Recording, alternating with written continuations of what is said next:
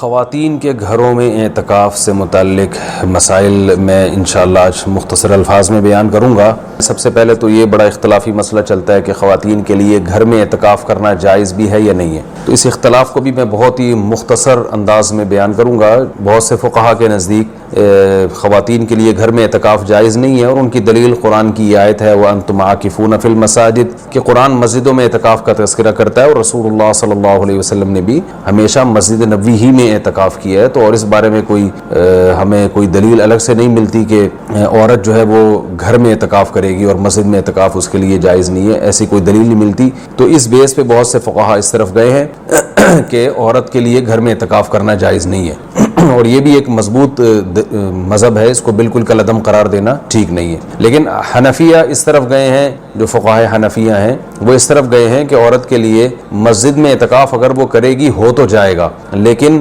مکروہ ہے، ناپسندیدہ ہے۔ اور جو علماء عورت کے مسجد میں اعتکاف کے قائل ہیں ان میں بھی بہت بڑی جماعت اس کو ناپسندیدہ بہرحال کہتی ہے، جیسے امام شافعی نے مکروہ لکھا ہے کہ عورت کے لیے مسجد میں اعتکاف کرنا مکروہ ہے۔ عرب کے بھی آج بہت سے علماء اس کے قائل ہیں کہ فتنے کی وجہ سے عورت کو مسجد میں اعتکاف سے روکا جائے گا۔ لیکن گھر میں اعتکاف جائز بھی ہے یا نہیں ہے، تو بہت سے فقہاء اس طرف گئے ہیں کہ عورت گھر میں اعتکاف نہیں کر سکتی۔ لیکن حنفیہ، علماء حنفیہ، امام ابو حنیفہ اور ان کے شاگرد، اور آج تک فقہاء حنفیہ کی یہی رائے ہے کہ عورت گھر میں اعتکاف کر سکتی ہے۔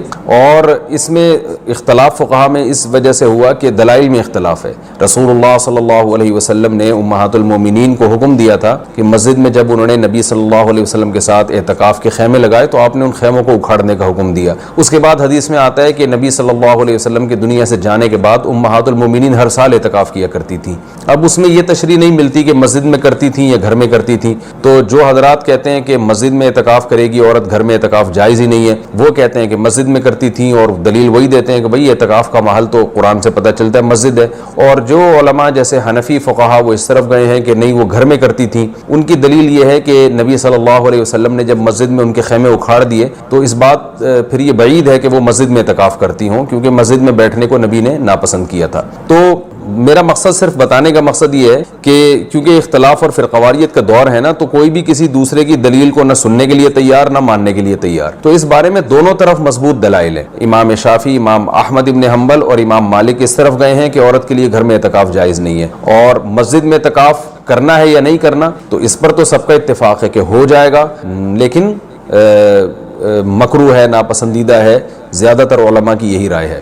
اور گھر میں اعتکاف ہوگا یا نہیں ہوگا تو تینوں ائمہ کی رائے ہے کہ گھر میں اعتکاف عورت کے لیے جائز نہیں ہے، لیکن امام حنیفہ کی رائے ہے کہ جائز ہے۔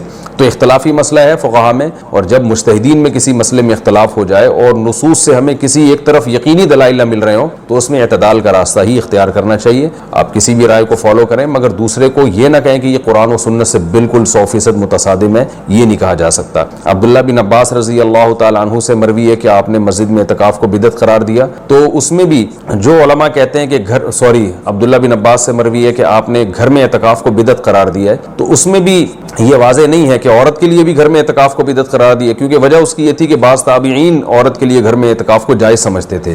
تو عین ممکن ہے کہ عبداللہ بن عباس کا مقصد ان لوگوں پہ رد کرنا ہو کہ جن لوگوں نے مردوں کے لیے گھر میں اعتکاف کو جائز کر دیا، ان کے عمل کو بدعت قرار دے رہے ہو۔ بہرحال مختصر میں جو خلاصہ میری بحث کا یہی ہے کہ دونوں طرف دلائل ہیں، اور دونوں طرف کسی بھی رائے کو آپ ایسے نہیں کہہ سکتے کہ بس یہی عین قرآن و سنت ہے اور باقی سراسر گمراہی ہے۔ کسی بھی کی بھی کوئی رائے ہو، کسی کی وہ اپنی رائے کو بیان کر سکتا ہے۔ تو ہمارے ہاں بر صغیر میں چونکہ فقہ حنفی کو فالو کیا جاتا ہے، تو اس لیے خواتین مسجدوں میں گھر میں بہت بڑی تعداد میں اعتکاف کرتی ہیں، تو اس لیے میں نے سوچا کہ میں گھر میں جو خواتین اعتکاف کریں گی ان کے مسائل میں بیان کر دوں، کیونکہ بہت زیادہ اس بارے میں سوالات پوچھے جاتے ہیں۔ جو خواتین گھر میں اعتکاف کریں گی وہ گھر میں ایک مخصوص کمرے کو جس میں عام طور پہ وہ نماز پڑھتی ہیں وہ خاص کر دیں، کیونکہ بہت سی خواتین یہ پوچھتی ہیں کہ ہم پورا گھر ہی اگر فرض کر لیں اعتکاف میں، تو میں ان سے کہتا ہوں پھر پورا محلہ ہی فرض کر لیں، تو اس میں کیا جا رہا ہے؟ تو ایسا نہیں ہوتا کہ پورا گھر یا پورا محلہ، اعتکاف کا ایک خاص مقصد ہوا کرتا ہے، وہ مقصد پورا گھر کو متعین کرنے سے حاصل نہیں ہوگا۔ تو ایک مخصوص کمرہ اپنے لیے متعین کر لیں، اور وہ کمرہ جس میں عام طور پہ وہ نماز پڑھتی ہیں۔ پھر اعتکاف کے مسائل وہی ہیں کہ اعتکاف کی حالت میں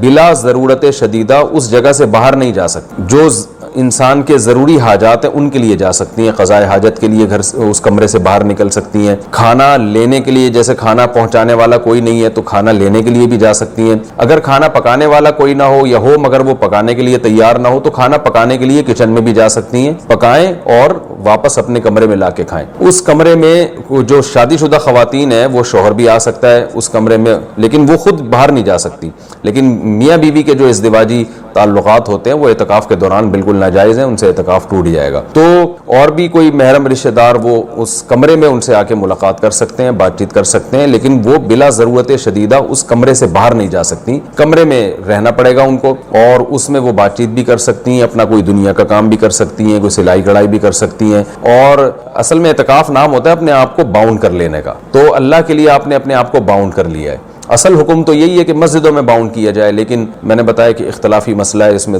بعض فقہاء اس کے قائل ہیں کہ مسجدوں میں جانا چونکہ فتنے کا سبب ہے، اب عورت کو اگر اعتکاف کی اجازت نہ دی جائے تو وہ ہمیشہ کے لیے اعتکاف سے محروم ہو جائے گی، تو اس لیے انہوں نے یہ گنجائش دی ہے کہ وہ گھر میں اعتکاف کر سکتی ہے۔ تو اپنے آپ کو اس جگہ باؤنڈ کریں، زیادہ کوشش کریں کہ زیادہ سے زیادہ ٹائم ان کا عبادت میں گزرے، تو مجبوری کے تحت گھر سے باہر اس کمرے سے باہر نکلا جا سکتا ہے، اور اس کمرے میں کوئی بھی جا کے جو بھی محرم ہے ان کے پاس بیٹھ سکتا ہے، بات چیت کر سکتا ہے، بچے بھی آ سکتے ہیں وہاں پہ، ان بچوں کی کوئی خدمت کرنی ہو جیسے ان کو کھلانا ہو، ان کو پڑھانا ہو، وہ اس کمرے میں بیٹھ کے خواتین کر سکتی ہیں جو اعتکاف میں بیٹھی ہوئی ہیں۔ اچھا، روزہ اعتکاف کے ساتھ ضروری ہے، اگر روزہ ٹوٹ گیا تو اعتکاف بھی ٹوٹ جائے گا، اس لیے جن خواتین کو اعتکاف کے ایام میں مینسز آ جاتے ہیں تو ان کا روزہ بھی ٹوٹے گا، ساتھ ساتھ اعتکاف بھی ٹوٹ جائے گا۔ تو خواتین جب 10 دن کا اعتکاف کریں تو اس بات کا اہتمام کریں، ان کو اپنی تاریخیں معلوم ہو اور ان کو یہ اطمینان ہو کہ ان 10 دنوں میں وہ پاکی کے ایام میں رہیں گی، ان کو جو مینسز ہیں وہ جاری نہیں ہوں گے۔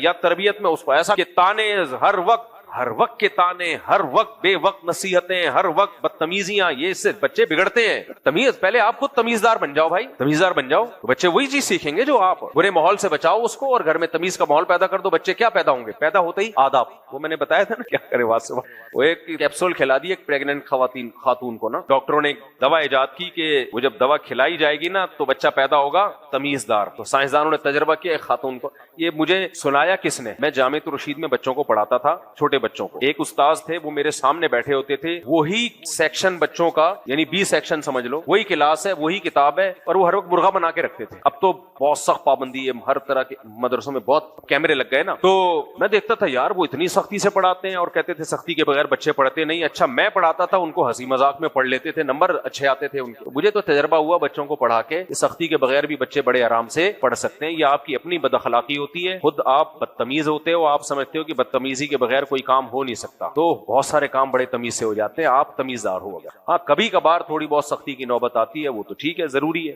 تو وہ میں نے جو ہے نا، ایک دن میں نے بچوں سے کہا چلو یار میں تو تم لوگ کو ہنساتا ہوں، آج تمہارے پاس کوئی لطیفہ ہے تو سناؤ۔ یہ پڑھائی بھی ہو رہی ہے اور لطیفے بازی بھی ہو رہی ہے، بچے ایسے ہی پڑھتے ہیں۔ اب ہمارے یہاں کیسے پڑھایا جاتا ہے چھوٹے بچوں کو، ایسے قاری صاحب نا یوں کر کے بیٹھو چنگیز، اور اسکول ٹیچر بھی ایسے ہی ہیں، ابے ایسے بچہ تھوڑی پڑھے گا یار۔ تو میری کلاس میں بچے انتظار کرتے تھے کہ پڑھانے کے لیے آؤں میں، تو میں نے بچوں سے کہا تم کوئی لطیفہ سناؤ۔ ایک بچے نے ایسا لطیفہ سنایا بھائی، یہ اس بچے کا لطیفہ ہے جو میں ابھی آپ کو سنا رہا ہوں۔ کہتے ہیں استاد جی مجھے اس وقت اندازہ ہوا کہ بچے کتنے ہوشیار ہیں، حالانکہ چھوٹے چھوٹے بچے تھے، چھوٹے بچے کو تو پریگنینسی کا نہیں پتا ہوتا، ان کو تو ماؤں نے سکھایا ہوا ہوتا ہے، پری دے کے چلی گئی تھی، اور اس طرح کی باتیں کر رہے ہوتے ہیں بچے۔ آج کل کے بچے آپ دیکھو، تو ایک چھوٹا سا بچہ تھا، اعدادی اول ہوتا ہے نا، اس کے بچے نے کہا استاد جی ایک سائنسدانوں نے نا کیپسول ایجاد کیا کہ کسی ماں کو کھلایا جائے گا تو بچہ کیسا پیدا ہوگا، تمیزدار۔ پہلے تو میں حیران ہوا یہ کتنا بدتمیز بچہ پیدا ہوا ہے یار، اس کو بھی سے پتا ہے کہ پریگنینسی کیا ہوتی ہے۔ خیر میں نے کہا پتا ہے تو بتا بھائی۔ کہتا ہے تو بچہ جیسے ہی وہ ایک کیپسول کھلایا، بچہ پیدا ہوا، پیدا ہوتے ہی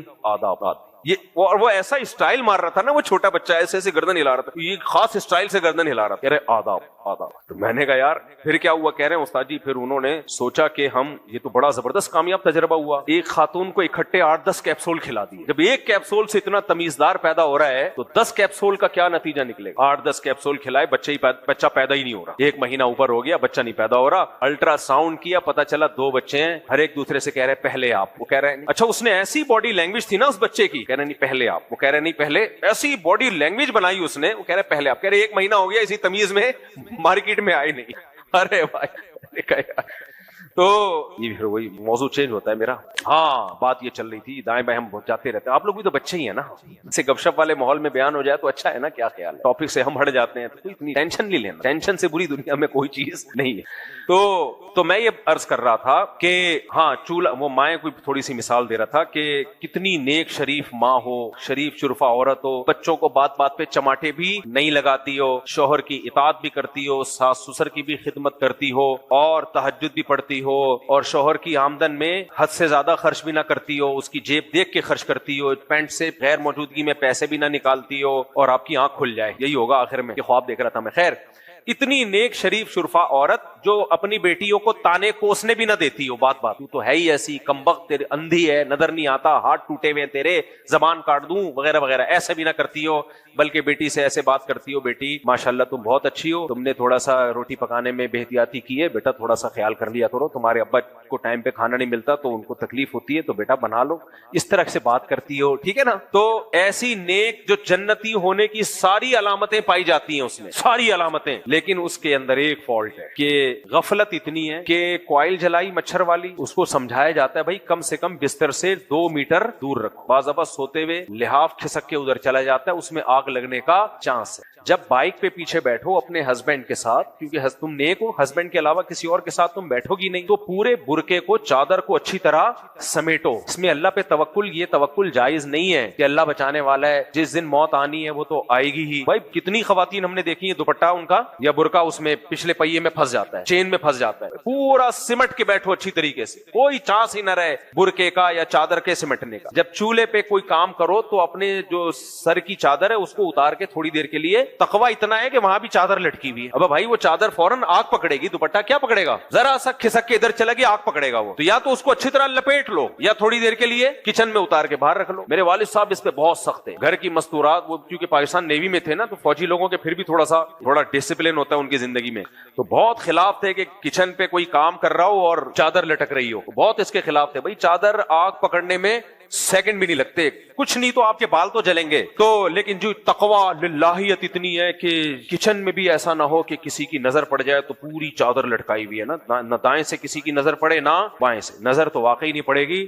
لیکن آپ کی چادر چولہے سے آگ بولو پکڑے گی. اور آپ کے اس تقوی کی وجہ سے ایسا نہیں ہوگا, آپ کی اس عفت اور پاک دامنی جس پہ فرشتے, آسمان کے فرشتے رش کرتے ہیں, رش کریں گے وہ اور سلام کریں گے, لیکن چولہا یہ باتیں نہیں جانتا. گیس کو یہ چیزیں بولو نا نہیں پتہ ہے, گیس بڑی خطرناک چیز ہے بھائی, وہ نیک اور برے کو نہیں دیکھتی ہے. تو ایسی خاتون نے کیا کیا, کراچی میں رات کو جب چولہا وہ جل رہا تھا تو اسی دوران گیس چلی گئی, اور جب صبح 5 بجے گیس آئی ہے تو چولہے سے گیس نکلنا شروع. اب جب گیس نکلنا شروع ہوگی تو یہ جب نیک پرہیزگار صوم و صلات کی پابند خاتون جب جا کے ماچس کی تیلی بھڑکائیں گی تو آگ لگے گی کہ نہیں لگے گی. اس میں اگر کوئی یہ کہے, اور ایک خاتون ہے جو نیک نہیں ہے, 2 نمبر خاتون, بچے کو بات بات پہ چماٹے مار مار کے اس کا کچومڑ بنا دیا, شوہر کی 2 ٹکے کی ویلیو نہیں ہے, نہ نماز, نہ روزہ, نہ حج, نہ زکات, نہ صدقہ, زبان 1.5 فٹ کی, اس میں آپ کو جاگنے کی ضرورت خواب سے نہیں. لیکن وہ کیا کرتی ہے, اس کو دنیا بڑی عزیز ہے, دنیا بڑی عزیز ہے اس کو پتا ہے بھائی, اس نے کورسز کیے ہوئے ہیں, ڈسپلن, ہوم مینجمنٹ کے کورس کیے ہوئے ہیں, اس نے ہاؤس مینجمنٹ کے کورس کیے ہوئے ہیں, گھرداری سیکھی ہوئی ہے اس نے کہ بھائی جب سردیوں میں ہم ہیٹر جلائیں گے تو ایسا ہو سکتا ہے کہ گیس چلی جائے, تو اس کی ایس او پیز کیا ہیں, دروازہ کھلا رکھنا ہے وغیرہ وغیرہ, 20 قسم کے کورسز کیے ہیں اس نے, اور وغیرہ وغیرہ. اور پھر چولہے کے بارے میں سلنڈر کی جو کتاب پوری پڑی ہوئی ہے کہ کس طریقے سے پھٹتا ہے یہ سلنڈر, اور جب یہ سلنڈر پھٹے گا تو کون کون مرے گا, کس کے مرنے کا چانس ہے. تو ایسے گھر میں حادثے ہوں گے لیکن وہ پلاننگ کے تحت ہوتے ہیں, پھر حادثے جس کو مروانا ہو تو اس وقت سلنڈر کو پٹوا دیا جائے. خیر, تو یہ ساری چیزوں پر اس نے دسترس ہے اس کی. اس کے بعد اب مجھے ایک بات بتاؤ, اس کے گھر میں کبھی ایسا حادثہ ہوگا, نہیں ہوگا نا. اب اس پہ کوئی ولاگ بنائے, دیکھو یہ جتنے نیک لوگ ہیں انہی کے چولہے بھی پھٹ رہے ہیں, انہیں کی گیس سلنڈر بھی پھٹ رہے ہیں, وہی آگ میں جل کے ہلاک بھی ہو رہے ہیں, اور یہ دیکھو 2 نمبر لوگ ہیں, نہ نماز نہ تہجد, لیکن نہ مشرک بھی ہیں, لیکن ان کے ہاں اب تک کوئی جلنے کا واقعہ نہیں ہوا. تو میرے بھائی یہ, اور اس سے آپ ثابت کر رہے ہو کہ اسلام برا مذہب ہے, معاذ اللہ, اسلام کو برا بلا کہہ رہے ہو آپ بول رہے ہو کہ دیکھو یہ مسلمانوں کے یہاں حادثے ہوتے ہیں اور غیر مسلموں کے یہاں حادثے نہیں ہوتے. یار اس کی آواز تھوڑی سی بڑھائیں, مجھے بہت چیخنا پڑ رہا ہے بولنے کے لیے. مسلمانوں کے یہاں حادثات ہوتے ہیں, غیر مسلموں کے یہاں حادثات نہیں ہوتے. اسلام باطل مذہب ہے اور ہندو مذہب زیادہ اچھا ہے, مسیحی مذہب زیادہ اچھا ہے, یہودیت زیادہ اچھی ہے, ان کے حادثے نہیں ہوتے, ان کے اتنے حادثے ہوتے ہیں. کوئی عقل مند اس بات کی بیس پہ مان لے گا کہ اسلام اللہ کا پسندیدہ مذہب نہیں ہے اور غیر مسلموں سے اللہ کو زیادہ محبت ہے؟ مان لے گا کوئی عقل مند؟ کبھی بھی نہیں مانے گا. بھائی دنیا دار الاسباب ہے, جو مصیبت سے بچنے کے اسباب اختیار کرے گا وہ بچے گا, جو اسباب اختیار نہیں کرے گا وہ مرے گا, چاہے کتنا نیک ہو. پیٹرول چھڑک کے کسی نمازی پہ آگ لگاتے وہ بھی مرے گا, سمجھ رہے ہیں, اور کسی کے بے نمازی کے پہلے سے پیٹرول تھا اور آگ لگی ہوئی تھی, پانی ڈال دے تو وہ بھی بچے گا. تبھی دنیا دار الاسباب ہے. دنیا میں اللہ نے کامیابی دنیا میں اسی کی رکھی ہے جو اسباب اختیار کرے گا. تبھی تو ہمارے نبی صلی اللہ علیہ وسلم نے بھی دنیا میں مصیبتوں سے بچنے کے لیے, پریشانیوں سے بچنے کے لیے اسباب اختیار کیے ہیں. غزوہ خندق کی میں بار بار مثال دیتا ہوں, چاروں طرف سے اسلام دشمن قوتوں نے مدینہ پہ حملہ کرنے کا ارادہ کیا, تو آپ نے اسباب نہیں اختیار کیے. خندقیں اتنی بڑی بڑی کھودی کہ جانور گھوڑے اس کو پار نہ کر سکے, اسباب اختیار کیے. معجزے کرامات بہت تھوڑے ہوتے ہیں اور اس پر شریعت کا مدار نہیں ہوتا, اس پہ ہم اپنی زندگی کے اصول نہیں بنا سکتے. زندگی گزارنے کے اصول بنانے کے لیے اسباب اختیار کرنے پڑیں گے. یہاں ایک اور میں بات کر کے پھر اپنے اصل ٹاپک کی طرف آتا ہوں, آپ کو کم از کم میرا ٹاپک یاد رہتا ہے, اس لیے ایک اور اہم بات کروں. میرا ایک ابھی بیان چلا ہے, شارٹ کلپ چلا, کافی لوگوں نے سنا اس کو.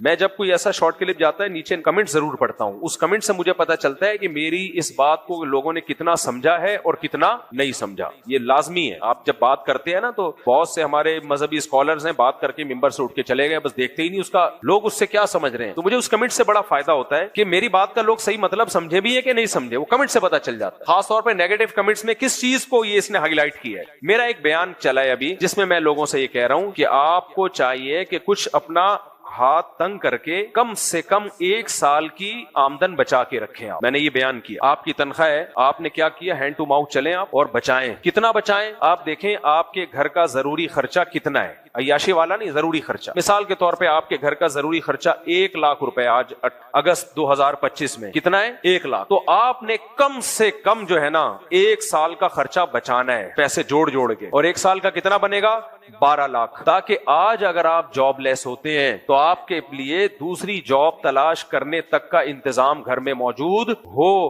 آپ دوسروں کے سامنے ہاتھ نہ پھیلائیں اور ڈپریشن میں نہ جائیں. اور میں نے یہ بھی کہا کہ وہ جو 12 لاکھ روپے آپ جمع کریں گے نا, تھوڑا سا کنجوسی کر کے, کنجوسی کا مطلب یہ جائز کنجوسی ہے. بیگم کو بھی بولے, بیگم دیکھو جاب کبھی بھی جا سکتی ہے, ہم تو پورا, اکثر میں نے جاب والے لوگوں کو دیکھا مہینے کے آخر میں پان گٹکے کے پیسے بھی نہیں ہوتے ان کے پاس, اور کہہ رہے ہیں مہینے کا آخری چل رہا ہے, مہینے کا آخری چل رہا ہے. بھائی آخری چل رہا ہے تو کیا مطلب, یہ آخری دنوں میں نہیں کھانا تو نے کیا, شروع سے تمیز سے لے کے چلتے 31 دن کا یا 30 دن کا مہینہ ہے تو اتنا خرچ کروں کہ 31 تک چلوں تو میں آرام سے. سخاوت کر دی, شروع میں اڑا دیے گولے گنڈے میں اور پیزے برگر میں اور اوٹ پٹانگ حرکتوں میں, اب مہینے کا آخر چل رہا ہے, جیب میں دھیلا ہی نہیں ہے. تو اس پہ پھر میں نے یہ سمجھایا تھا کہ دیکھو اتنا بچاؤ. بیگم کو بھی سمجھا دو, بیگم یہ میرے تمہارے فائدے کے لیے. بیگم نہ مانے تو تھوڑا سختی بھی کرو اس کے اوپر, کیونکہ یہی بیگم کل آپ کو چھوڑ کے چلی جائے گی جب جیب میں پیسے نہیں ہوں گے. کتنے لوگ ہیں جاب لیس ہوئے, کھانے پینے کو انہوں نے کچھ جمع ہی نہیں کر کے رکھا ہوا تھا, جاب لیس ہوئے, کھانے پینے کو نہیں ہے, تو جس بیگم پہ خرچ کیا تھا نا وہی ٹاٹا کر کے چلی گئی, وہی ٹاٹا کر کے جا رہی ہے. اور وکیل تو بیٹھے ہوئے, چند وکیل اچھے بھی ہیں الحمدللہ, میجورٹی وکیلوں کی ایسی ہے جو خواتین کو خلا دلانے کے لیے بیٹھے ہوئے ہیں, کیونکہ ان کی آمدن اسی سے, وہ خلا کا کیس فائل کریں گے, فیس ملے گی ان کو.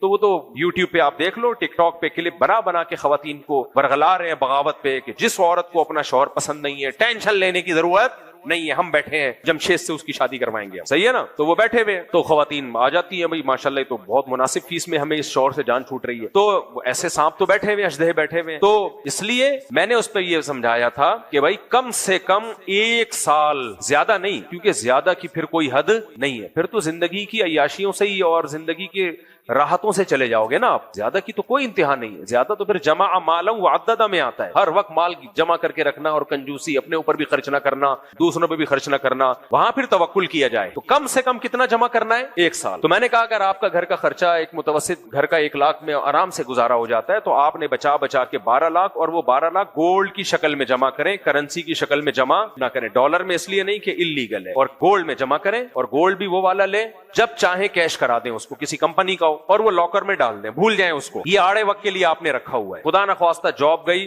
جاب تلاش کروں گا، جب تک نہیں ملے گی کھانے پینے سے نہ جائیں بھائی، تو یہاں سے نکال کے بقدر ضرورت استعمال کر سکے. تو اس پہ لوگوں نے کہا لو، کبھی کیا کہتا ہے، کبھی یہ مفتی کی سمجھ میں نہیں آتا، کبھی کہتا ہے ذاتی گھر بھی مت بناؤ، اللہ پہ توکل کرو، کبھی کہتا ہے جوڑ جوڑ کے 1 سال کا پیسہ جمع کرو، سمجھ میں نہیں آتا کبھی کیا کہتا ہے. اور کچھ لوگوں نے کہا لو، اللہ پہ توکل کہاں گیا، علماء کو تو چاہیے لوگوں کو اللہ پہ اعتماد. اور یہ کل کی بات ہے، کل کے کمنٹ سے میں نے اسکرین شاٹ بھی لیا ہوا ہے، اسکرین شاٹ کی. میں نے سوچا تھا وہ کمنٹس پڑھ کے سناؤں گا، لیکن میری بات پہ یقین کر لو یار، ٹائم لگے گا نا، کمنٹس پڑھ کے سناؤں گا میں. ایک نے کہا کہ کچھ لوگ ایک طرف کو، کچھ بالکل دوسری طرف، کچھ کہہ رہے ہیں لو علماء کو تو چاہیے توکل سکھائیں، اور یہ لوگوں کو کہہ رہا ہے جمع کر کے رکھو، 1 سال کا جمع کر کے رکھو، اور اللہ سے ہونے کا یقین یہ پھر کیسے لوگوں کے دلوں میں آئے گا. اور کچھ کہہ رہے ہیں لو ذاتی گھر کے بارے میں تو کا فکر نہیں کرو، اور جوڑو نہیں پیسے، سواری پہ بھی پیسہ خرچ کرو، خوراک پہ بھی پیسہ، کھاؤ پیو موج مستیاں کرو، کل کی فکر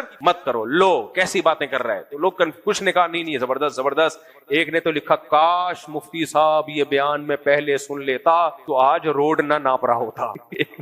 کہہ رہے میرے ساتھ یہی ہوا ہے، میری تنخواہ تھی اچھی، کھاتا پیتا تھا، ساری اڑا دیتا تھا میں، ایک دن جاب لیس ہو گیا تو 0 پہ آ گیا میں. ہر جگہ سے دھکے کھانے، کاش پہلے پتا ہوتا تو یہ دن نہ آتے.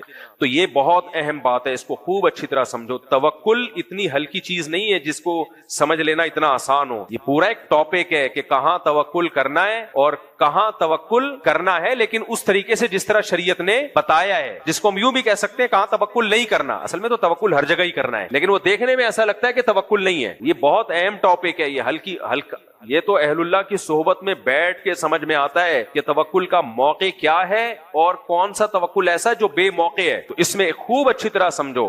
دیکھو نبی صلی اللہ علیہ وسلم کی صحیح حدیث ہے، اجملوا فی الطلب وتوکلوا علیہ. فرمایا کسی چیز کو طلب کرنے میں اعتدال سے کام لو، اور کس پہ توکل کرو؟ اللہ پہ. خدا کی قسم یہ حدیث سنہری حروف سے لکھنے کے قابل ہے، انگریز کے پاس یہ حدیث نہیں ہے، لہذا وہ کنفیوز ہے کتنا جمع کرنا ہے اور کیا نہیں کرنا. کنجوسی کسے کہتے ہیں، سخاوت کسے کہتے ہیں، اس کا انگریز کے پاس کوئی معیار نہیں ہے. ہمارے نبی نے زبردست، پہلی بات اجملوا فی الطلب کا مطلب طلب کرنی ہے. یعنی طلب کا کیا مطلب؟ آپ نے اسباب اختیار کرنے، طلب اسی کو کہتے ہیں نا، یعنی اسباب اختیار کرنے ہیں مصیبت سے بچنے کے. اسباب اختیار کیے بغیر اللہ پہ اعتماد اور توکل یہ اسلام میں جائز نہیں ہے. اسباب اختیار کرنے آپ نے. پہلا تو ہمیں یہ پتا چل گیا. اب مجھے وہ بتاؤ، جو آدمی مہینے کے کماتا ہے، کیا یہ دن رات ہم واقعات نہیں سنتے کہ جاب چلی گئی، کمپنی بیٹھ گئی، یہ ہو گیا؟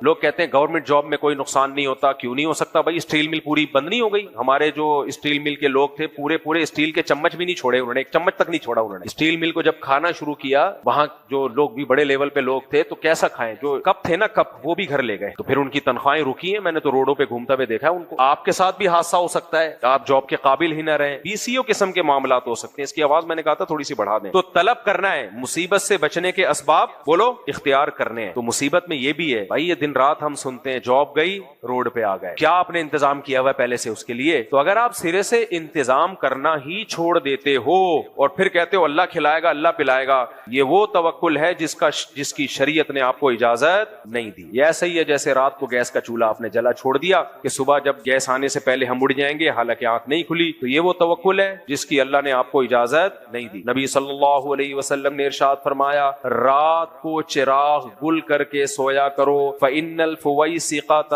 تضرم النار علی اہلھا. اس لیے کہ جو فاسق جانور ہے نا، چوہا، وہ بعض دفعہ چراغ گرا کے آگ لگا دیتا ہے. حالانکہ ایسے واقعات بہت کم ہوتے ہیں.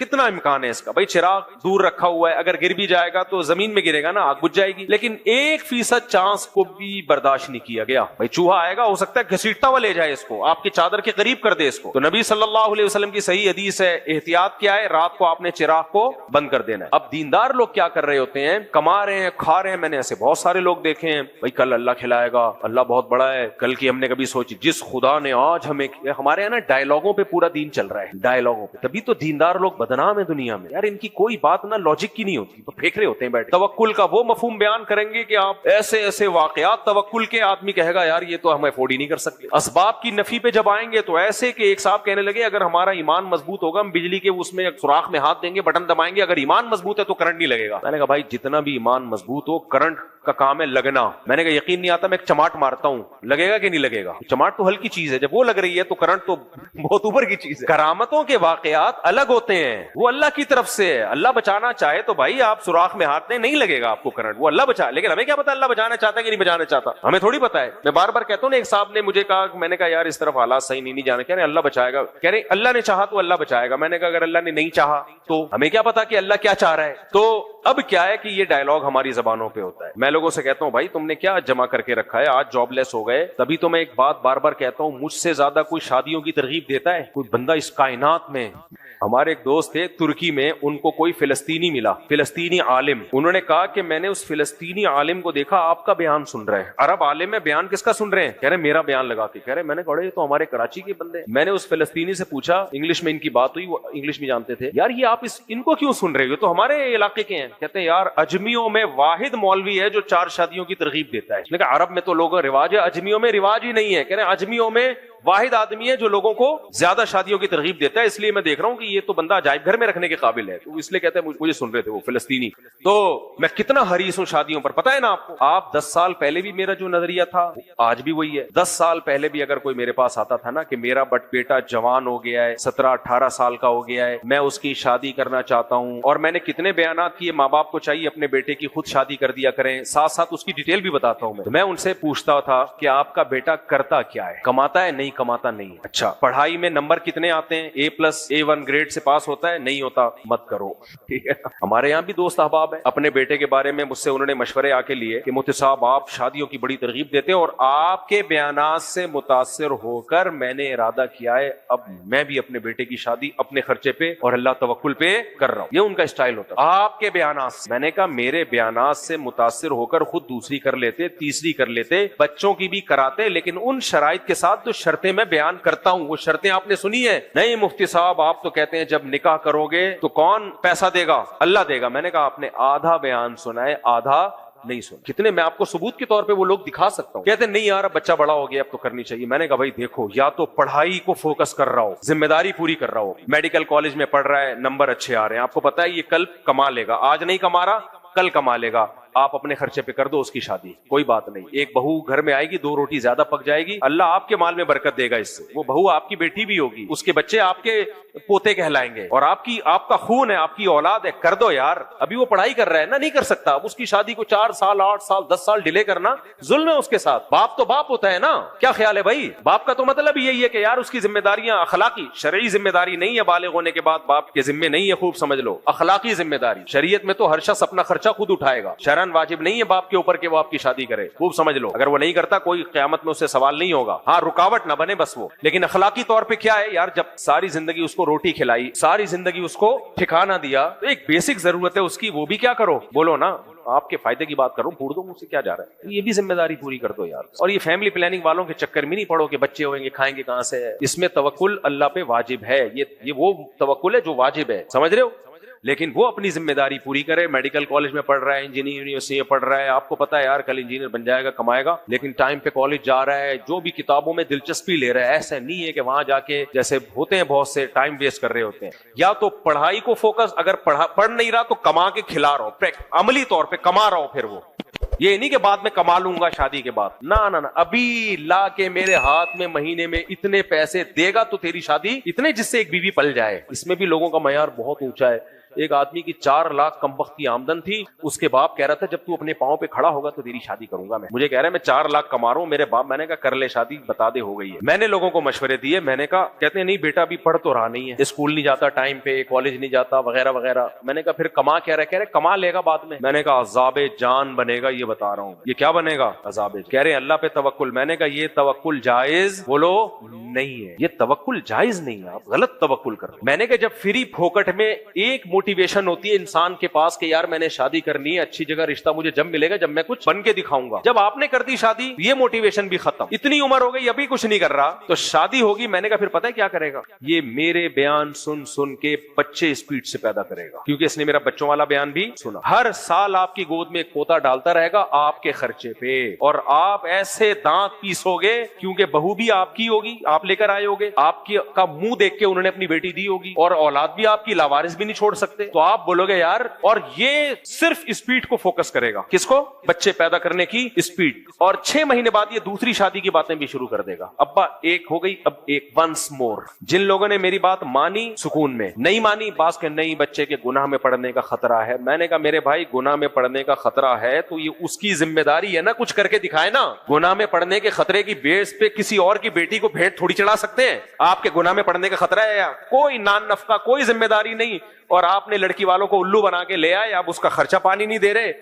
सुसर आपका पूछ रहा है कमबख्त मेरी बेटी का खर्चा तो उठा, खर्चा तो नहीं है, तो शादी क्यों की? गुनाह में पड़ने का खतरा था मुझे खतरा यह था कि किसी गुनाह में मुबतला, वो कहेगा भाई तबलीग में वक्त लगा लेता कुछ और, हमारी बेटी को क्यों, उसका मुस्तकबिल तूने क्यों भेंट चढ़ा दिया। मैं समझा पा रहा हूं अपनी बात, नहीं आ रही समझ। तो इतने बेवकूफ हम हैं नहीं जितने लोग हमें समझते हैं। तो वो जो मेरा बयान था ना, मैं उसी पे कायम हूं। तो ऐसे मौके पे मैं कहता हूं, हाँ माँ बाप जुल्म ये कर रहे होते हैं, बच्चा मेडिकल कॉलेज में पढ़ रहा है, नंबर अच्छे आ रहे हैं, भाई 4 साल लगेंगे इसकी तालीम, उस वक्त तक ये बेचारा बुढ़ा हो जाएगा। हाउस जॉब भी है, फिर उसके बाद उसको स्पेशलाइजेशन है, बीसीओ, वो तो 35-36 साल में जाके क्या जरूरत है इस तकल्लुफ की यार। ये तो अंग्रेज करते हैं फिर 50-50 साल में, जब फ्यूचर उनका मुस्तकबिल होता है। वही बात है कि जब दांत थे तो बादाम खाने के पैसे नहीं थे, अब जब बादाम खाने के पैसे आए तो मुंह में चबाने के दांत ही नहीं है। तो औलाद में जो जिम्मेदार या तो पढ़ाई को फोकस कर रहा हो या कमा के ला रहा हो, फिर बाप को चाहिए उसकी शादी करे, वो फिर अल्लाह पे तवक्कुल करे, अल्लाह पे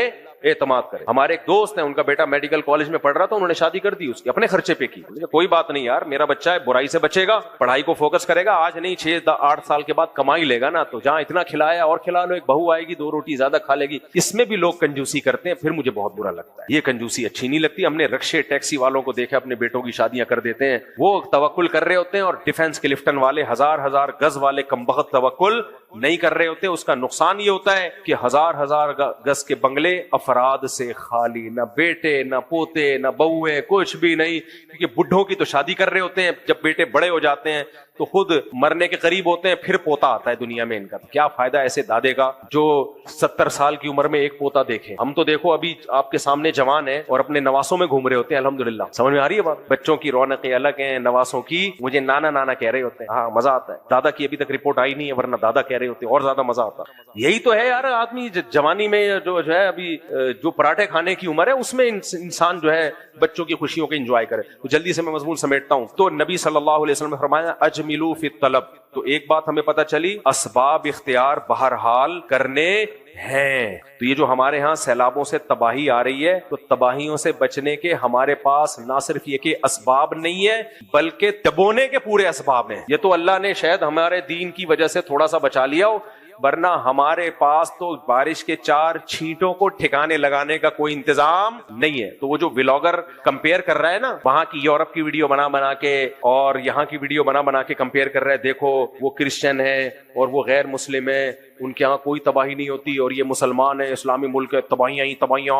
और इससे वो इस्लाम को असल में वो करना चाह रहा है कि इस्लाम गलत गोया मजहब है। भाई इस्लाम तो नबी ने तो बड़ा बेहतरीन प्रिंसिपल एक बयान किया है, अजमिलू फी तलब, असबाब इख्तियार करो। तो पानी, वो कितना हमारे पास एक अजीम स्कॉलर हैं जिनका ये है कि बारिश आता है तो पानी आता है, यही है ना, ये कुछ और मलफूज है। हमारे पास तो ऐसे ऐसे लोग हैं जिन्होंने हमें पहले बता के चले नहीं गए, अभी हैं वो, और जाएंगे भी नहीं, अल्लाह लंबी उम्र दे। तो मेरे ना सॉफ्टवेयर अपडेट हो जाए ना, तो उन्होंने हमें पहले बता दिया था चंद साल पहले कि बारिश आता है तो पानी आता है, और बारिश जब ज्यादा आता है तो पानी ज्यादा आता है। ये एक फैक्ट है, और ये साइंस से साबित शुदा एक फैक्ट है। तो इस फैक्ट के हिसाब से जब बारिश सिंध में सैलाब आया, उसके बाद हमें संभल जाना चाहिए था हमारे हुक्मरानों को। भाई एक दफा इतनी तबाही हुई है, लोग कैसे गिड़गिड़ा रहे थे कि अल्लाह बचा ले, अल्लाह बचा ले। अल्लाह ने नहीं बचाया। अल्लाह बताना चाह रहा था कि जिन लोगों को तुमने मुसल्लत किया हुआ है ना अपने ऊपर, इनको अब तो दबाव डालो, अब तो बाहर निकलो, इनको बोलो भाई एक दफा सिंध सैलाब में डूब गया, अब तो डैम बनाओ,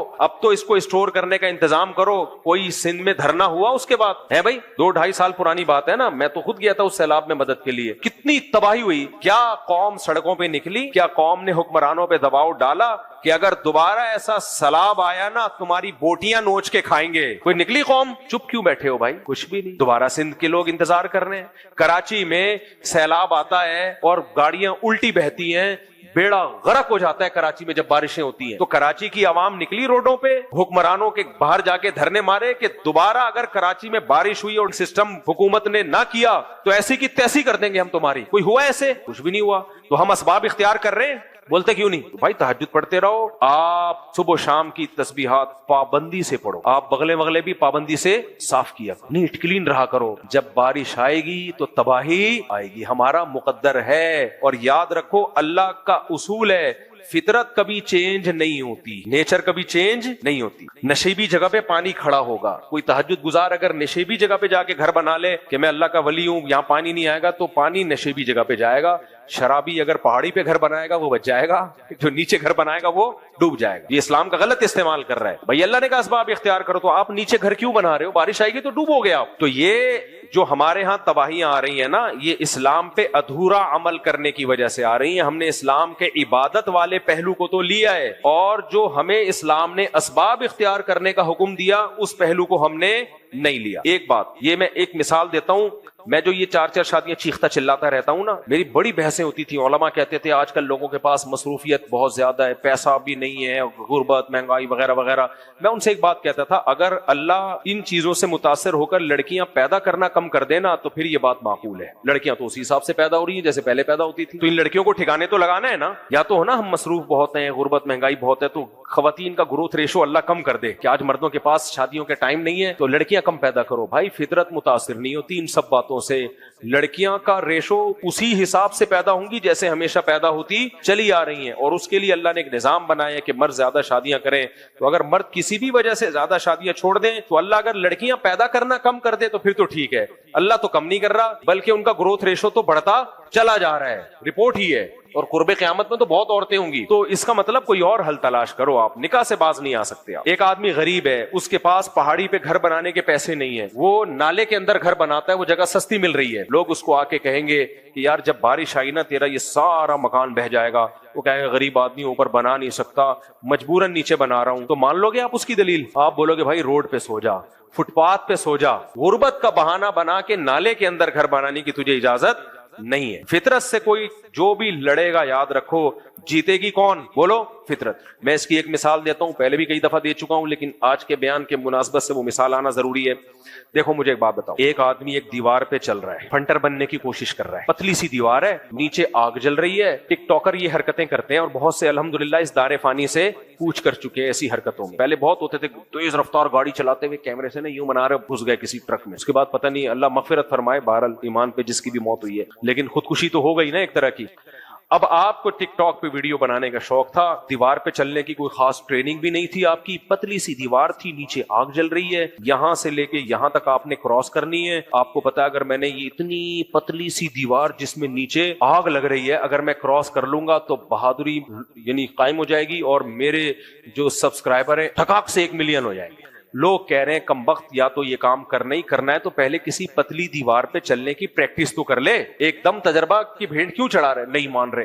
مفتی صاحب آئے, مولانا صاحب آئے, انہوں نے کہا اگر گر گیا خودکشی کا گناہ ہوگا, حرام موت مرے گا. سب مسلکوں کے مفتیوں نے سمجھا دیا, گرین چینل والوں نے الگ, وائٹ چینل والوں نے, تاکہ حجت تمام ہو جائے نا. اور جو یہ کہتے ہیں ہمارا سرے سے کوئی مسلک ہی نہیں ہے, حالانکہ ان کا بھی ایک مسلک ہے بھائی, اس نے بھی سمجھا دیا, ہر طرح سے سمجھا دیا. بھائی گیا اکارڈنگ ٹو اسلام تو اس آگ میں گرتے ہی کہاں جائے گا؟ جہنم میں. جہنم میں جائے گا کیونکہ خودکشی کا گناہ ہوگا. نہیں آ رہی سمجھ میں. اب چلنے لگا, دیوار بہت اونچی تھی, دیوار بہت اونچی, چلتے چلتے پاؤں گرا, اب نیچے آنا شروع. اب اس کو خیال آیا کہ میں نے علماء کی بات نہیں مانی, جہنم میں جاؤں گا تو میں توبہ کر لیتا ہوں. بیچ میں اتنا ٹائم تھا کہ اس کو توبہ کا موقع, تبھی میں نے دیوار اونچی کی ہے اسی وجہ سے. اگر آپ سمجھتے ہیں کہ نہیں جتنی بھی اونچی دیوار ہو اتنا کہاں ٹائم ملے گا, تھوڑی اور اونچی کر لو. کیا جا رہا ہے بھائی, مثال ہی ہے نا. لوگ نا اس پہ بھی فرضی مثالیں دے دے کے قرآن سنت سننے کے لیے آئے, ہم فرضی مثالوں کے لیے نہیں آئے. بھائی مثال ہی ہوتی ہے, یہ قرآن و سنت سمجھانے کے لیے ہی ہوتی ہے. تو دیوار تھوڑی سی کیا کر لو اور اونچی, اتنی اونچی کر لو کہ راستے میں اس کو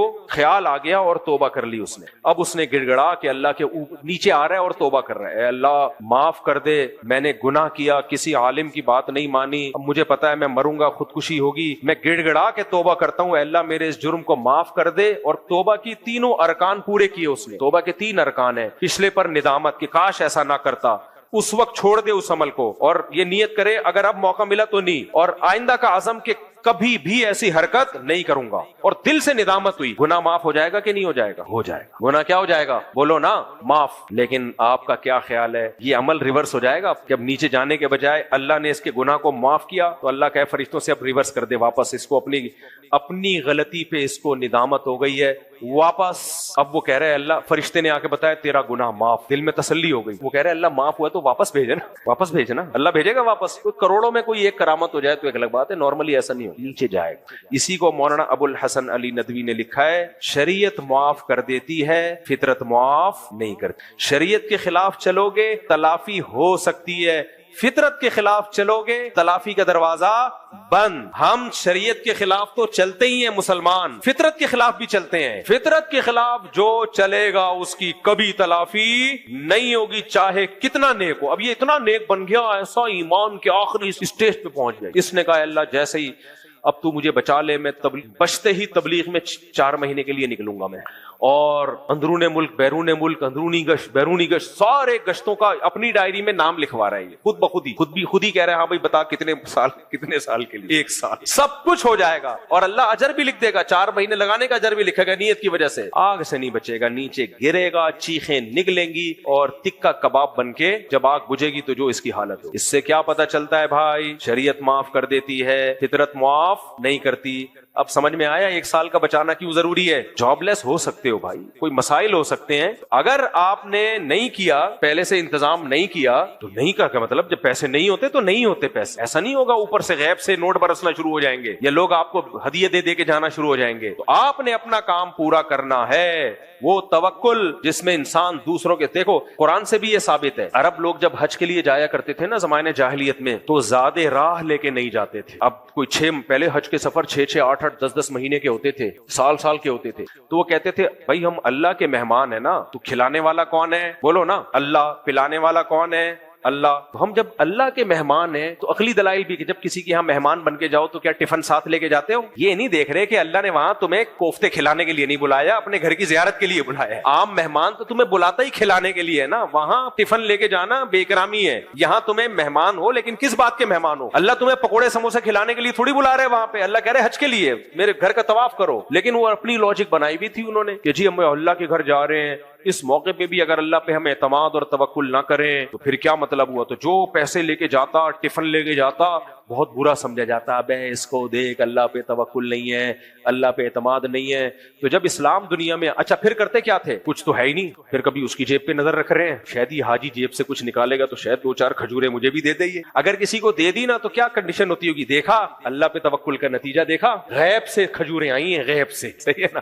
تو جس کو آ جاتی تھی, عرب میں سخاوت تو تھی, وہ تو کہتا اللہ پہ توکل, اور جس کو نہیں آتی وہ کہتا ہوگا اللہ پہ توکل کامل نہیں ہے. پھر وہ وہاں جا کے بھیک مانگتا کہ بھائی صاحب کو 50 روپے مل جائیں گے, 2 وقت کا کھانا نہیں کھایا, طواف ہی نہیں ہو رہا بھائی صاحب. پھر دوسروں کی جیبوں پہ نظر, خوش آمدیں, یہ سب چیزیں. تو قرآن کے الفاظ کتنے خاندانی ہیں. جب اسلام آیا, حج کا حکم آیا, اللہ نے فرمایا وَتَزَوَّدُوا, حج پہ جاتے وقت زیادہ راہ لیا کرو, آنے جانے کا پورا انتظام. حضرات فقہا نے کیسا ایکسپلین کیا, فرمایا حج پہ جانے کے لیے ضروری ہے آنے جانے کا خرچہ, وہاں رہنے کا خرچہ, کھانے کا خرچہ, اور اس دوران گھر میں کیا چھوڑ کے جا رہا ہے, گھر والوں کو کہاں سے کھلائے گا, اس کا بھی خرچہ ارینج کر کے جائے گا. یہ اگر نہیں کر سکتا تو اس پہ حج فرض نہیں ہے, بلکہ اس کے لیے حج پہ جانا جائز نہیں ہے. 2 مہینے کے لیے جا رہا ہے, 1 سال کے لیے جا رہا ہے, پیچھے گھر والوں کو کیا دے کے جا رہا ہے, ان کو بھی سکھایا ہوا میں اللہ کے لیے جا رہا ہوں, تو نہ ان کا بھی انتظام کر کے جائے گا. میں سمجھا پا رہا ہوں اپنی بات. ہاں,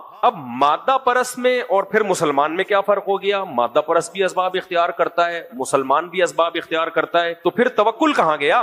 توکل کا مطلب کیا ہوا, تو وہ حدیث میں ہے اجملو, اعتدال. اسباب میں کیا کرنا ہے, اعتدال. وتوکلوا علیہ, اعتدال کا مطلب کیا ہے.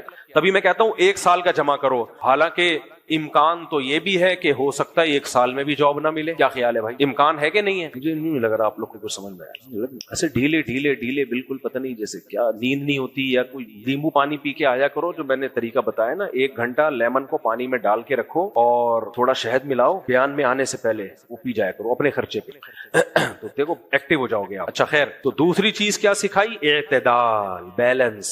ہوس نہیں کرنی, ہوس نہیں. ایک آدمی جو کماتا ہی نہیں ہے اور ایک آدمی کمانے پہ آیا تو گدھا بنا ہوا ہے, نائٹ ڈیوٹی, دن میں بھی جا رہا ہے, نہ بچوں کو ٹائم نہ صحت کو ٹائم. ہمارے بھائی اسٹاک ایکسچینج میں ہوتے تھے, وہ بتاتے تھے اسٹاک ایکسچینج میں جو بروکر ایجنٹ تھے نا, کہتے میں نے اپنی آنکھوں سے پاگل ہوتے ہوئے دیکھا ان کو. کروڑوں کروڑ روپے کے بزنس ہو رہے ہیں ہر وقت. کہہ رہے سوتے سوتے ان کی کمپلین آتی تھی راتوں کو خواب میں, کروڑوں روپے کا شیئر ادھر کر دو, اتنے روپے کا شیئر ادھر کر دو, اتنے اس کو, یہ کمپنی بیٹھ رہی ہے, یہ کمپنی اٹھ رہی ہے. سوتے ہوئے میں چیخ مار کے جاگ جاتے تھے ہر وقت. کیا کر رہے ہیں؟ کیونکہ انہوں نے موٹیویشنل اسپیکر کو سنا ہوا ہے, اسٹرگل اینڈ ہارڈ ورکنگ. بڑے بڑے نامور لوگوں کے نام آتے ہیں, وہ اتنے عظیم لوگ محنت سے ہی بنے ہیں بھائی. اور بھائی یہ گدھا ہے, گدھا پن ہے, یہ ہوس ہے, کیڑے کھائیں گے بھائی. اتنا کما کے کیا کرو گے کہ اپنا سکون برباد کر دو؟ حرام کی طرف مت جاؤ. اعتدال سے, ایکسرسائز کا ٹائم بھی ہو, بچوں کے لیے ٹائم بھی ہو, اور کھیل کود کا ٹائم بھی ہو. دوسری شادی بھی, استغفر اللہ, خواتین بہت غصے ہو جاتی ہے, پہلی شادی بھی کرنی ہے, اس کے لیے رشتہ بھی تلاش کرنا ہے.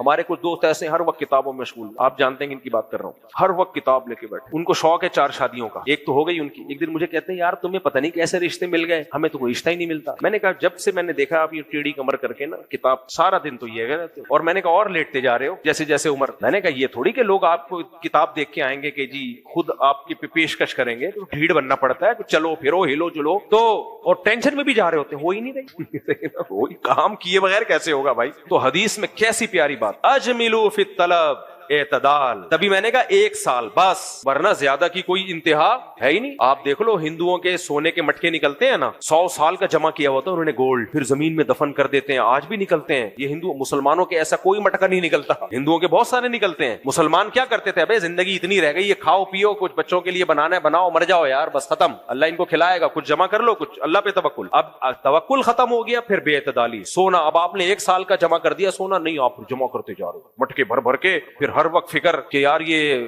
آپ بڈھے ہو گئے, پاؤں قبر میں لٹک رہے ہیں اور مر جاتے ہیں, وہ استعمال نہیں ہوتا. بحریہ ٹاؤن میں پلاٹ لے لے کے ڈالے جا رہے ہیں, بس کرے یار, کوئی لمٹ تو بنانا ہے یار, تو بیٹھ کے نہیں, کوئی لمٹ نہیں ہے. یہ بے اعتدالی ہے. یہ کیا ہے؟ تو نہ ایسا توکل کرنا ہے کہ جمع ہی نہیں کرنا, نہ ایسا بے اعتدالی کہ جمع کر کر کے گنتے رہنا ہے. ہاں کچھ لوگ ایسے ہوتے ہیں جو بہت اعلیٰ درجے کا توکل ہوتا ہے, وہ 1 دن کا بھی نہیں رکھتے جیسے نبی صلی اللہ علیہ وسلم. لیکن علماء کہتے ہیں اس زمانے میں یہ توکل ہمارے لیے جائز نہیں ہے, کیونکہ آپ کی ازواج میں بھی بہت زیادہ توکل تھا. وہ پھر ایک یوں سمجھیں کہ ایک استثنائی صورت ہے, وہ ہر ایک کے لیے نہیں ہے, وہ میرے اور آپ کے لیے نہیں ہے, وہ ایک استثنائی صورت ہے. کچھ چیزیں پیغمبر کے ساتھ خاص تھیں, یا بعض اعلیٰ درجے کے صحابہ جو بہت اونچا ایمان تھا ان کے ساتھ خاص, تو اس شریعت کا اصول نہیں ہے.